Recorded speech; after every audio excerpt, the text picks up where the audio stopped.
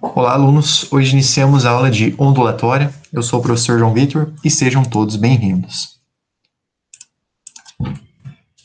O que é uma onda, para começar o estudo de ondulatória? A gente pode pensar que as ondas que vêm no mar e oceano são tipos de onda.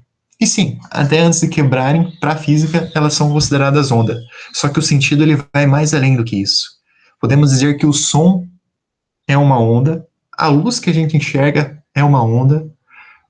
Se eu pegar uma corda, amarrar numa extremidade e a outra ficar balançando assim com uma certa frequência, a reprodução de repetição do movimento da corda ali caracteriza uma onda também, tá? Mas como a gente define uma onda? Nós dizemos que onda, do ponto de vista da física, é uma perturbação, movimento, de alguma grandeza física que se repete com uma determinada frequência em algum meio material ou no espaço. Então, o que acontece? A gente tem que toda vez que existe uma perturbação, um movimento em algum meio que se repete, a gente define como uma onda. E uma das características principais da onda é que ela transporta energia, mas não transporta matéria, tá bom? Então, através da corda, por exemplo, quando a gente tem uma corda balançando, você consegue fornecer energia, mas não está transportando alguma matéria. Se alguém colocar a mão ali na corda que está balançando, ela vai sentir um empurrão, né? Mas por causa que é uma energia. As ondas não transportam matéria. E aqui embaixo a gente tem um exemplo de um som, da onda sonora do som. Como é que funciona? Tem um alto-falante, através dos movimentos do alto-falante de repetir, ir para frente, ir para trás ali, ele gera perturbações no ar. Essas perturbações no ar vão se propagando, tá? E através dessa propagação é que são formadas as ondas sonoras. Isso aqui, ó, esse padrão de repetições aqui caracteriza as ondas sonoras que o nosso ouvido escuta. Nós conseguimos escutar sons na faixa de 20 Hz a 20.000 Hz, como a gente vai ver mais para frente. Então, tipos de onda. Nós temos primeiro as ondas mecânicas, que elas necessitam de um meio para se propagar. Os principais exemplos de ondas mecânicas são o som, como eu falei. Eu preciso do ar para estar falando, para poder estar falando e vocês escutarem através, no caso, vocês estão pelo celular ou computador, então o som que vocês estão escutando da minha voz está saindo ali através de sinais elétricos do celular, que está transmitindo esses sinais, convertendo para oscilações, e essas oscilações produzem o som que chega ao ouvido de vocês. Também eu posso ter som na água, né? Inclusive, baleias, por exemplo, se comunicam através do sistema de som, golfinhos também, se eu não me engano. Alguns a gente não consegue escutar porque é em frequência diferente a que o nosso ouvido consegue captar. E podemos falar também, citar outros exemplos. Se a gente jogar uma pedrinha na água, a gente vai ver esse padrão de repetição aqui. E esse padrão de repetição aqui caracteriza uma onda também, tá? Uma onda bidimensional, né? Que ocorre em duas dimensões. Está vendo ali que é algo que se repete com um determinado tempo, em algum meio? Isso aí é uma onda, mais precisamente uma onda mecânica, tá? E as ondas mecânicas não se propagam no vácuo, elas precisam de um meio material para se propagar. Então, por isso fica a reflexão. Se o som não se propaga no vácuo, por que Star Wars é tão barulhento? Veja, se fosse correto o filme do Star Wars do ponto de vista da física, as guerras estrelares deveriam ser mudas. Por quê? Porque se o som não se propaga no vácuo, ele precisa de um meio material, e no espaço sideral não tem esse meio material. Então, se fosse bem certinho e real o filme de Star Wars, não poderia haver som ali naquelas guerras espaciais, deveria ser algo sem som. É interessante essa reflexão. Então agora vamos ver também, a gente viu sobre ondas mecânicas, que precisam de um meio material para se propagar, e temos a definição de ondas eletromagnéticas. As ondas eletromagnéticas, elas não dependem de um meio material para se propagar. É por esse motivo que a luz do Sol chega à Terra. Porque do Sol até a Terra tem vácuo, né? A ausência de matéria. Mas só que a luz, ela consegue chegar aqui porque ela é uma onda eletromagnética. E ela é formada através das variações de campo elétrico e campo magnético, perpendiculares. Então você tem um campo elétrico e um campo magnético perpendiculares que ficam oscilando, né? e essa oscilação é que produz as ondas. No caso do Sol é a onda eletromagnética, e também mais para frente a gente vai ver outros tipos de onda eletromagnética. Então a luz, ela é uma onda dessa categorizada assim, que se propaga com uma velocidade de 300 mil quilômetros por segundo, suficiente para dar mais de 4 voltas em torno da Terra em um segundo. Então, de acordo com a teoria da relatividade, não existe velocidade maior que a velocidade da luz. Tá? A velocidade limite é a velocidade da luz. Então, agora a gente vai conversar um pouquinho sobre o espectro eletromagnético. Ele é formado por todas as ondas eletromagnéticas conhecidas. O que difere cada onda é sua frequência e seu comprimento de onda. Vamos ver na imagem a seguir como é que é formado o espectro eletromagnético. Então, cada onda eletromagnética tem uma certa frequência e um certo comprimento de onda. E eles podem ser caracterizados da seguinte maneira, tá? As ondas de raios gama, raios X, elas são altamente energéticas porque tem uma frequência muito alta. Depois vem a ultravioleta e aqui no meio tem a faixa que a gente consegue enxergar, que é a faixa da luz visível. É uma faixa bem pequenininha de todas as radiações eletromagnéticas que existem no universo. Então, de tudo que é emitido no universo, a gente só consegue ver uma faixa bem pequenininha ali, que é a luz visível. Tá? Então, nós vemos pouca coisa do universo, né, sobre esse ponto de vista. E, enfim, tem os sensores infravermelhos dos controles remotos, vários tipos de onda aqui. Conforme a gente vai para a esquerda, a frequência vai diminuindo e conforme a gente vai para a direita, a frequência vai aumentando, consequentemente a energia da onda também. Tá? Mas já vamos ver mais sobre isso. Então, sobre características das ondas, temos as definições de ondas longitudinais e transversais. Uma onda é dita longitudinal se suas oscilações são paralelas à direção de propagação. Por exemplo, a mola ali, né, presa à parede. Ele está propagando, está oscilando para frente e para trás a mola, e ela também está se oscilando nessa direção, né? A oscilação para frente e para trás, a propagação para frente e para trás também. Isso é uma onda longitudinal. O som pode ser exemplo de uma onda longitudinal, porque se eu falo, eu estou fazendo com que a oscilação do ar se dê para frente e para trás, né? É assim que oscila o ar à minha frente para que o som seja propagado. E ele não só oscila para frente, mas ele caminha para frente, digamos assim, né? Caminha entre aspas, porque não tem perna. Então isso é característica de uma onda longitudinal. Já de uma onda transversal, tá? A oscilação é em um sentido e a propagação é perpendicular, ou seja, faz 90 graus a direção de propagação.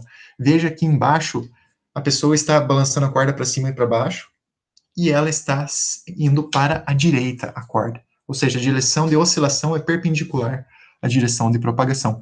E, gente, como eu falei aqui, ó, toda onda eletromagnética ela é formada por um campo elétrico e um campo magnético, né, perpendiculares.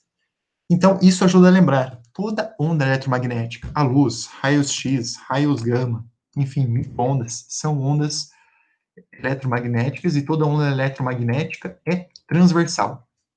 Toda onda eletromagnética é transversal. As oscilações delas são perpendiculares à direção de propagação.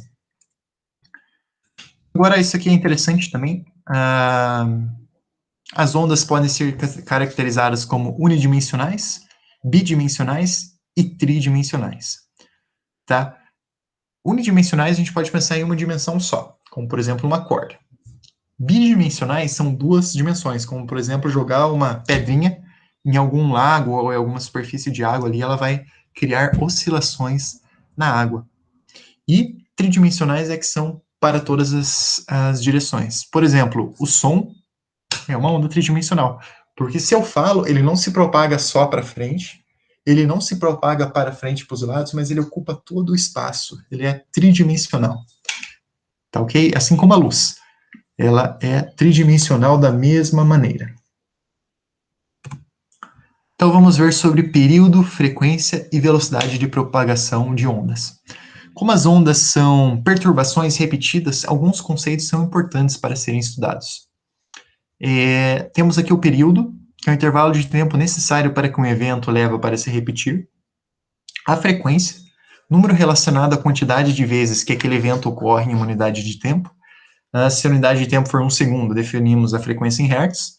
E o comprimento de onda, que é o comprimento da onda, a distância entre valores repetitivos e sucessivos num padrão. Então, vamos ver essa parte de período e frequência primeiro. Qual que é a relação entre período e frequência? A gente tem que frequência é o inverso do período, e período, consequentemente, vai ser também o inverso da frequência. Vamos ver esse exemplo aqui, ó. Um cavalo de brinquedo em um carrossel leva 5 segundos para dar a volta em uma pista circular. Qual é o período e a frequência desse movimento? O período é o tempo necessário para ele completar uma volta. Então, se ele leva 5 segundos para completar uma volta, o período é igual a 5. Tá? A frequência é o inverso disso. É 1 sobre t. E 1 sobre 5 é igual a 0,2 Hz. Quando a gente trabalha com período em segundos, a gente trabalha com a frequência em Hz, tá? Hz. Talvez vocês já tenham ouvido falar. E o que significa que a frequência é 0,2 Hz? Que após 1 segundo, o cavalo andou 0,2 de pista. Ou seja, ele não conseguiu dar uma volta inteira. Em 1 segundo, ele andou 0,2. Ele vai precisar de 5 segundos para dar uma volta. E a frequência é justamente isso. Em 1 segundo, quanto que ela andou ali? Quantas voltas ela deu? No caso, deu um número menor que 1, porque ela não chegou nem a completar uma volta em 1 segundo. Tá ok? Então, essa é a relação entre período e frequência. Então, aqui é a representação gráfica de uma onda. Tá? A gente representa uma onda. Aqui dá para pensar como se ela estivesse propagando uma corda, mas todas as ondas eletromagnéticas e sonoras podem ser representadas da seguinte maneira. Assim é a representação mais fácil para a gente entender o que acontece. Tá? Então, cada onda possui um comprimento. O que é o comprimento de onda? Então, a gente tem uma ondinha aqui, ó, que começa na parte de cima dela, que é chamada crista, desce, vai até um vale e volta na crista. Percebe que de crista a crista é o comprimento até ela se repetir? Depois eu teria mais um comprimento de onda de crista a crista, mais um comprimento. Então, a cada comprimento de onda que tem ali, a onda se repetiu. É o tamanho necessário para que ela percorra e comece a se repetir. Amplitude é a oscilação em torno da posição de equilíbrio, né? Posição média. E justamente isso aqui, ó, vale a parte mais baixa da onda e crista é a parte mais alta. Então, como é que funciona o comprimento de onda da luz visível? Tá? Então, o que acontece? A luz vermelha, laranja, amarela, enfim, as luzes que a gente consegue ver, cada uma tem um certo comprimento de onda. Então, nós enxergamos a luz vermelha e ela tem um comprimento de onda de 700 nanômetros. Então, isso significa um negócio bem pequenininho. Pense que um nanômetro é pegar 1 metro e dividir por 1 milhão. Então, uma luzinha, né? Um comprimento de luz, um comprimento de onda da luz vermelha, até ela se repetir, teria 700 nanômetros. Para laranja 600, para amarela 500, para verde 550 e assim vai, tá? Nós até poderíamos enxergar raios X, raios gama. Já imaginou ser igual ao super-homem, enxergar raios X?